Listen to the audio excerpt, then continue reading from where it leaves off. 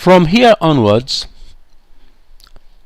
we're going to look at each skill and show you how to get familiar with the exam format of that skill and the ways by which you can improve your performance on the test and how you can do well in that skill. So we'll start with the IELTS speaking test. You need to get familiar with the format of the test. That the speaking test has 3 parts. In part 1, which is between 4 to 5 minutes, it's an introduction and question that the examiner will ask you on familiar topic areas such as work, study, hobbies, holidays. In part 2, which is between 3 to 4 minutes, you make a 2-minute talk on a familiar topic. And in part 3 of the speaking test, which is between 4 to 5 minutes, it's a two-way discussion. That is a discussion between you as a candidate and the examiner on issues related to the topic in part 2. And how to polish your performance in English language. There are 4 things you need to remember and work on throughout your study and preparation for the IELTS. That is patience, perseverance, performance, and practice. Now, here are 7 tips for you to improve your IELTS speaking when you are, for example, taking the exam. Number 1, don't echo the examiner. That is, try to use different vocabulary by paraphrasing and using synonyms. Learners with a high band score demonstrate a wide range of vocabulary. In IELTS speaking part 1, give a little extra information for each question. In part 1, add information about who, what, why, when, where, or how often. In part 3, give reasons or examples. Then you need to remember something, another tip, which is don't prepare or memorize answers at home. The examiner is testing your ability to provide spontaneous, that is, answers on the spot using natural English.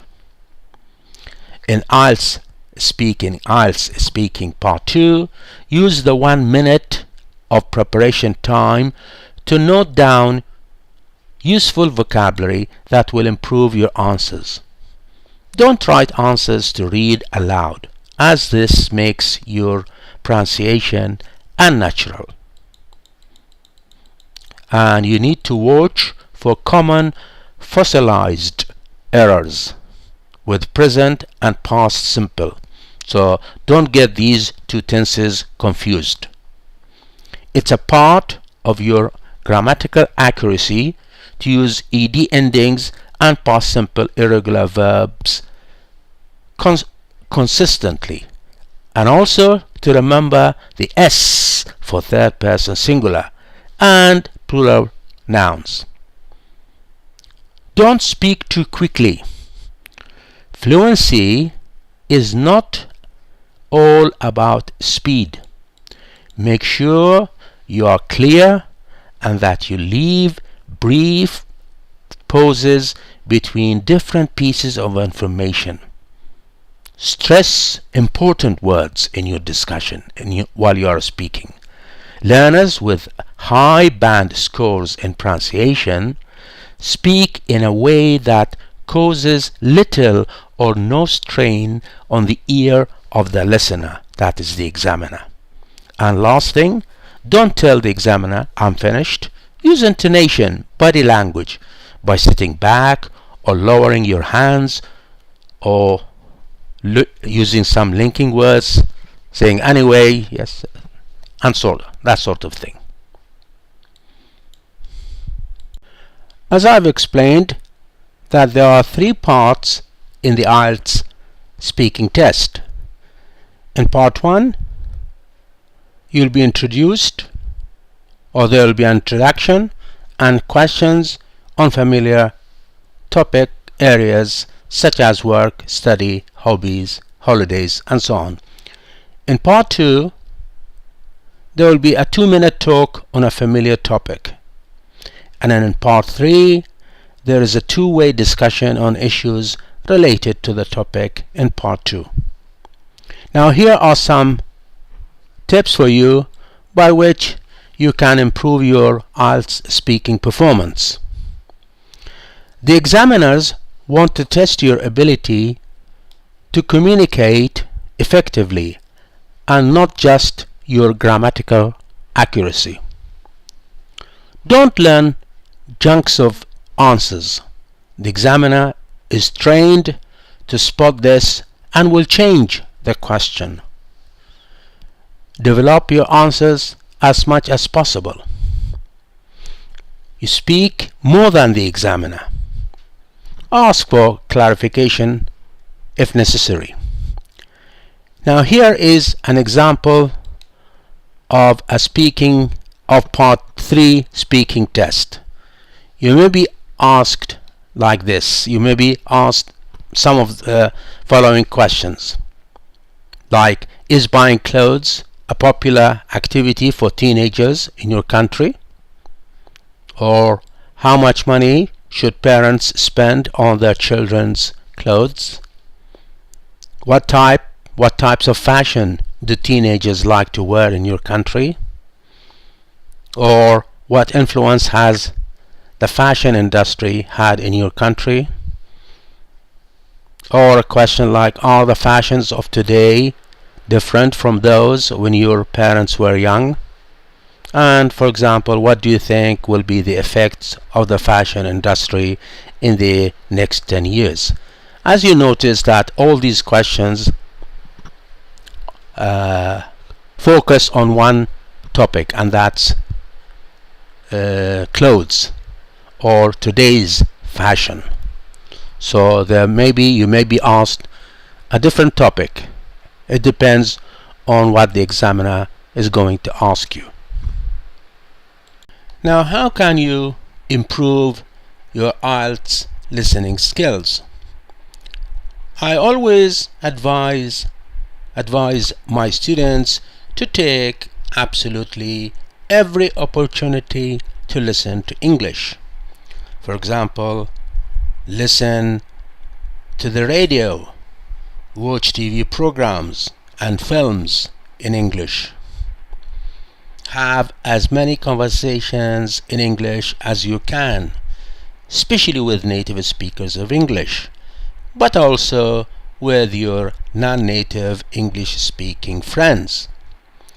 You need to familiarize yourself with the different types of IELTS listening question types or question tasks.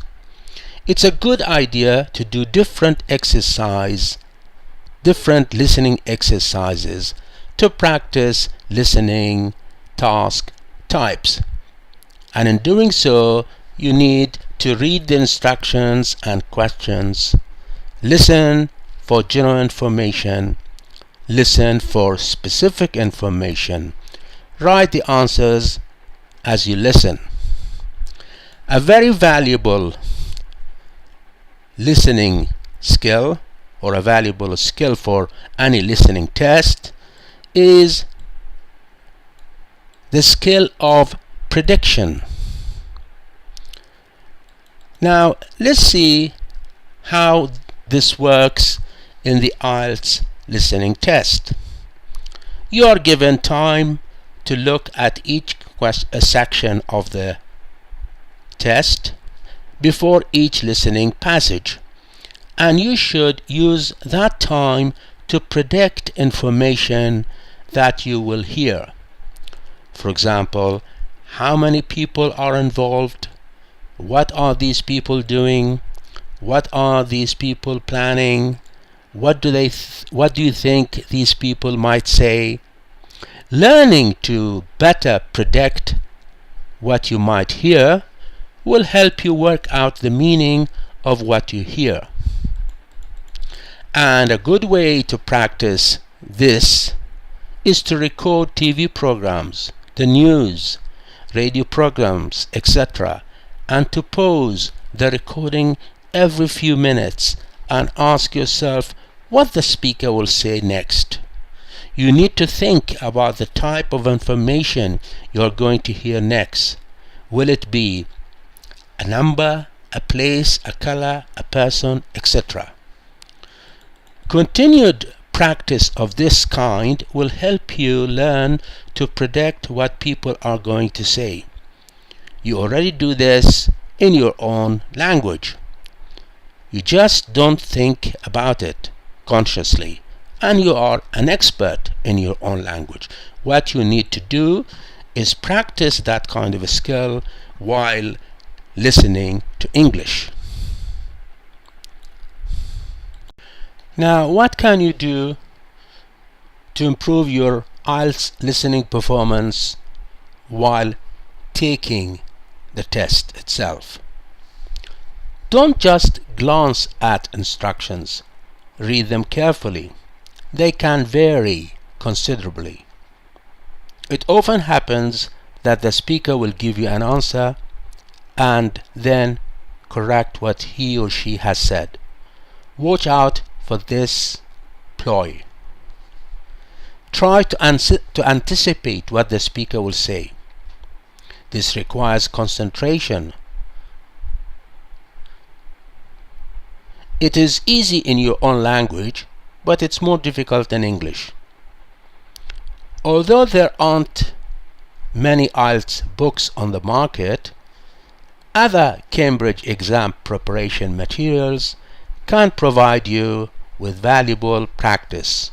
For example, FCE textbooks and CAE preparation books as well. Now here are some more hints or advice for you to improve your IELTS listening performance. Now, avoid making errors, even if they are small errors. Small errors can lead to a low score.